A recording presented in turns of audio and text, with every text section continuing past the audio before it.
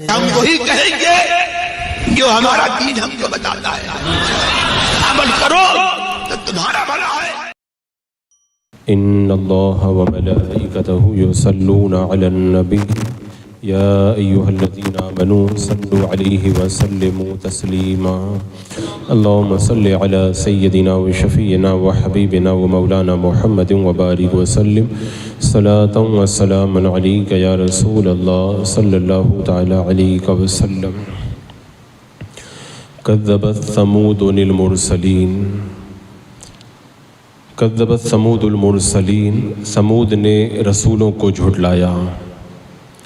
اذ قال لهم اخوهم صالح الا تتقون، جبکہ ان سے ان کے ہم قوم صالح نے فرمایا کیا ڈرتے نہیں۔ یہ ثمود عرب کا ایک قبیلہ ہے، اور ایک قول کے مطابق یہ ثمود ان کے جد اعلیٰ کا نام تھا، اور یہ قوم ثمود اور آل ثمود کے نام سے پہچانے جاتے ہیں۔ قبیلہ ثمود کے لوگ حجاز اور شام کے درمیان ایک جگہ ہے جس کا نام ہے حجر، اسی جگہ پر آباد تھے۔ اللہ تبارک و تعالیٰ نے اس قوم کو بہت ساری نعمتوں سے مالا مال فرمایا تھا، زرخیز زمین عطا فرمائی، بڑی اچھی فصلیں عطا فرمائی، باغات اور میووں سے بھرے ہوئے سرسبز و شاداب ان کو باغیچے دیے گئے، اور فن تعمیر میں بھی ان کا بڑا اعلیٰ مقام تھا۔ یہ لوگ پہاڑوں اور پتریلی چٹانوں کو کاٹ کر کے ان کے اندر بڑے خوبصورت اور بڑے مضبوط مکان بنایا کرتے تھے۔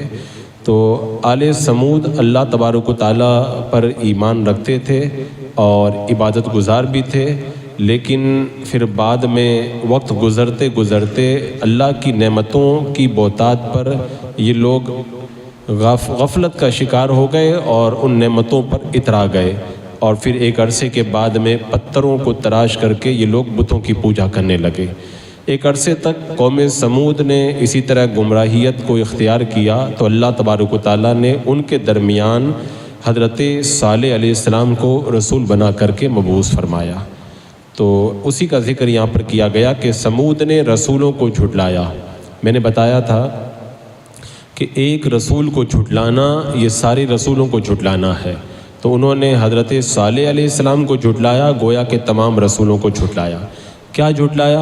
اذ قال لهم اخوهم صالح الا تتقون، جبکہ ان سے ان کے ہم قوم صالح نے فرمایا کیا ڈرتے نہیں، انی لکم رسول امین، بے شک میں تمہارے لیے اللہ کا امانت دار رسول ہوں۔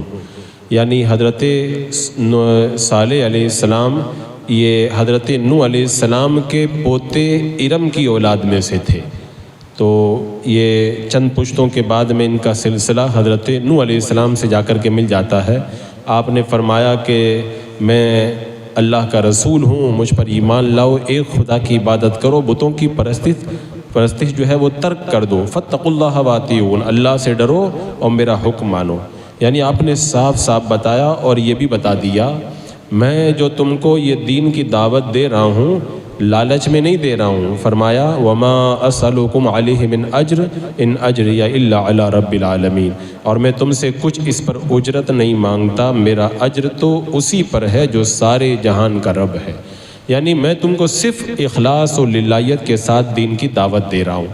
علماء نے لکھا ہے کہ حضرت صالح علیہ السلام اپنی قوم میں بہت بڑے امانت دار بھی تھے، بڑے ذہین تھے، اور بڑے کشادہ دل تھے، بڑے باحوصلہ تھے، غریبوں کی بڑی مدد کیا کرتے تھے، اور بیماروں کی عیادت اور ان کی خدمت کرنا یہ آپ کے معمولات میں سے تھا۔ اب آپ نے ان کو دعوت دی، سمجھایا، وہ لوگ نہیں مانے، اور الٹا آپ سے معلوم ہے کیا کہنے لگے کہ اے صالح، اس تبلیغ سے پہلے ہم تمہیں بڑا ہوشیار سمجھتے تھے، لیکن تم نے تو ہماری امیدوں پر پانی پھیر دیا۔ یعنی ان نادانوں کی نظر میں ایمان لانے کی دعوت دینا معاذ اللہ یہ غلط کام تھا۔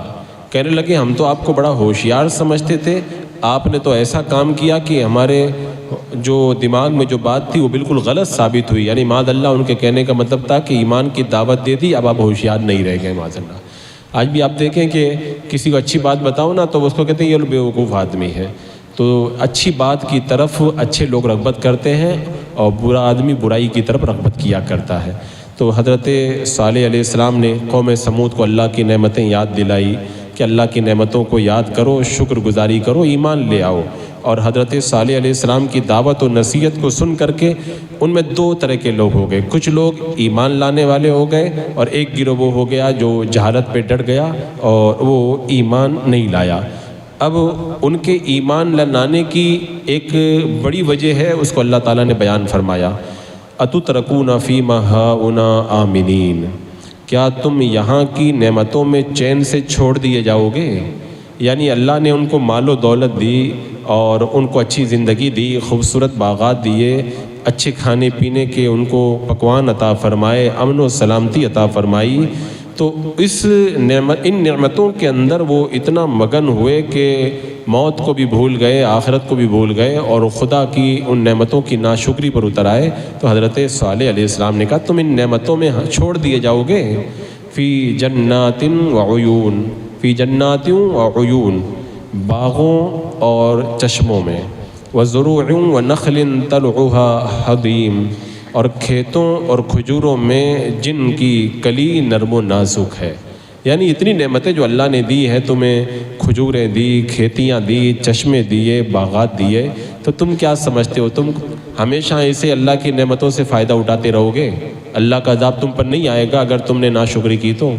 اور فرمایا وَتَنْحِتُونَ مِنَ الْجِبَالِ بُيُوتًا فَارِحِينَ، اور پہاڑوں میں گھر تراشتے ہو کاریگری سے، یعنی اتنے اچھے اچھے مکان بناتے ہو کہ یہ بھی تم کو چھوڑ دیا جائے گا، یہ ہمیشہ تمہارے پاس باقی رہے گا۔ فَاتَّقُوا اللَّهَ وَأَطِیعُونِ، اللہ سے ڈرو اور میرا حکم مانو، اگر اس پر ایمان لے آتے ہو تو تمہارے لیے بقا ہے۔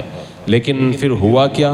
اتنا ڈر ان کو سنایا تو قوم نے کہا اے صالح، اگر آپ سچے اللہ کے رسول ہیں تو پھر آپ ہمیں جس عذاب سے ڈراتے ہیں وہ عذاب ہمارے پاس لے کر کے آئیں۔ تو حضرت صالح علیہ السلام نے جب دیکھا کہ لوگ جھٹلا رہے ہیں تو اس کے بعد میں ان پر اللہ کا پہلا عذاب یہ ٹوٹا کہ بارش نہیں ہوئی، قحط پڑ گیا۔ تو سمجھ جانے کے بجائے وہ لوگ معاذ اللہ یہ کہنے لگے کہ یہ آپ کی وجہ سے بارش نہیں ہو رہی ہے، آپ معاذ اللہ، انہوں نے کہا کہ آپ بدشگون ہیں، آپ یعنی آپ کی وجہ سے یہ نحوست ہمارے اوپر ٹوٹی ہے معاذ اللہ رب العالمین۔ اور پھر اس کے بعد میں حضرت صالح علیہ السلام نے فرمایا کہ وَلَا تُطِيعُوا أَمْرَ الْمُسْرِفِينَ، حد سے بڑھنے والوں کے کہنے پر نہ چلو، الَّذِينَ يُفْسِدُونَ فِي الْأَرْضِ وَلَا يُصْلِحُونَ، جو زمین میں فساد پھیلاتے ہیں اور بناؤ نہیں کرتے ہیں۔ فرمایا اب وہ اتنا بتایا تو جواب سنو، جواب کیا دے رہے ہیں کہ قالوا انما انت من المسحرین، وہ بولے کہ تم پر تو جادو ہوا ہے، یعنی آپ جو یہ باتیں کر رہے ہیں نا یہ ایمان لانے کی، لگتا ہے آپ پر کسی نے جادو کر دیا ہے۔ تو حضرت صالح علیہ السلام کی نصیحتوں کو ماننے کے بجائے وہ سرکشی پہ اتر آئے، کہنے لگے آپ پہ جادو کر دیا گیا، اور آگے پھر کہنے لگے ما انت الا بشر مثلنا فأت بآیۃ ان کنت من الصادقین، تم تو یہی ہو ہمارے جیسے آدمی، تو کوئی نشانی لاؤ اگر سچے ہو تو۔ بولے آپ کیسے نبی ہو سکتے ہیں؟ ہم بھی انسان، آپ بھی انسان، ہم بھی کھاتے آپ بھی کھاتے، ہم بھی سوتے آپ بھی سوتے۔ یعنی ان کے کہنے کا مطلب تھا کہ نبی جو ہوتا ہے وہ انسان نہیں ہوتا ہے۔ میں نے اس سے پہلے بھی بتایا تھا کہ اکثر قوموں نے یہی کہا ہے کہ آپ ہماری طرح بشر ہیں، آپ جو ہے وہ نبی نہیں ہو سکتے، اور معاذ اللہ یہی وہابیوں کی بھی بولی ہے بشر کے بارے میں کہ اللہ کے رسول علیہ السلام نبی تو ہے لیکن ہمارے جیسے بشر ہیں، وہ کہتے ہیں معاذ اللہ۔ تو یہ بولی مومنوں کی بولی نہیں ہے، یہ کافروں کی بولی ہے۔ یہ مومنوں کی بولی تو یہ ہے کہ یا رسول اللہ آپ شکل بشر میں تشریف تو لائے ہیں لیکن آپ کی بشریت جو ہے وہ نورانی بشریت ہے، ہماری بشریت اور آپ کی بشریت میں زمین و آسمان کا فرق ہے۔ تو اب انہوں نے یہ بات کہی اور پھر باتیں بڑھتے بڑھتے نوبت یہاں تک آئی کہ حضرت صالح علیہ السلام پر جب وہ ایمان لانے کے لیے تیار نہیں ہوئے، ایک دن قبیلے کے لوگ اپنی محفل میں جمع تھے، اسی دوران حضرت صالح علیہ السلام وہاں پر تشریف لائے۔ معمول کے مطابق آپ نے کہا کہ ایمان لاؤ، بت پرستی سے توبہ کرو، اور اللہ کے عذاب سے ڈرایا۔ تو موقع دیکھ کر کے ان کے سرداروں نے کہا آپ اللہ کے رسول ہیں، تو سامنے پہاڑ کی چٹان سے ایک ایسی اونٹنی نکالی ہے جو 10 ماہ کی گابن ہو، حاملہ ہو، طاقتور ہو، خوبصورت ہو، ہر عیب سے پاک ہو، اور جیسے ہی وہ چٹان سے اونٹنی نکلے اور نکلتے ہی بچہ جن دے۔ اور حضرت صالح علیہ السلام نے ان سے پوچھا اگر میں تمہاری بات مان لوں، تمہارا مطالبہ پورا کر دوں، ایمان لاؤ گے؟ کہاں ہم کا وعدہ کرتے ہو؟ کہاں ہم وعدہ کرتے ہیں۔ حضرت صالح علیہ السلام نے 2 رکعت نماز پڑھی، اللہ کی بارگاہ میں دعا کی، تو اللہ تبارک و تعالیٰ نے اس چٹان، جس چٹان کی طرف اشارہ کیا تھا نا، تو اس چٹان کی طرف آپ نے اشارہ فرمایا، تو اللہ کے حکم سے اسی وقت چٹان پھٹ گئی، اور اس میں سے خوبصورت، تندرست اور اونچے قد والی اونٹنی نکل کر کے آئی جو حاملہ تھی، اور نکلتے ہی اس اونٹنی نے بچہ جن دیا۔ اور حضرت صالح علیہ السلام کا یہ زبردست معجزہ دیکھ کر کے ایک سردار نے تو اپنے خاص لوگوں کے ساتھ میں ایمان کو قبول کر لیا، لیکن کچھ سردار جو ہیں وہ کہنے لگے کہ نہیں، ہم لوگ تو ایمان نہیں لائیں گے۔ اب اس کے بعد میں یہ اونٹنی اپنے بچے کے ساتھ میدان میں چرنے لگی۔ آپ نے اپنی قوم سے کہا کہ سنو، اسے اس کے حال پہ چھوڑ دو۔ کیا فرمایا؟ قال هذه ناقۃ لها شرب ولکم شرب یوم معلوم۔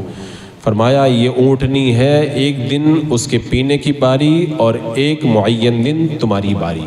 ولا تمسوا بسوء فیأخذکم عذاب عظیم، اور اسے برائی کے ساتھ نہ چھونا کہ تمہیں برے دن کا عذاب آئے گا۔ یعنی آپ نے فرمایا اسے برائی کی نیت سے ہاتھ مت لگانا، قتل کی نیت سے مت ہاتھ لگانا۔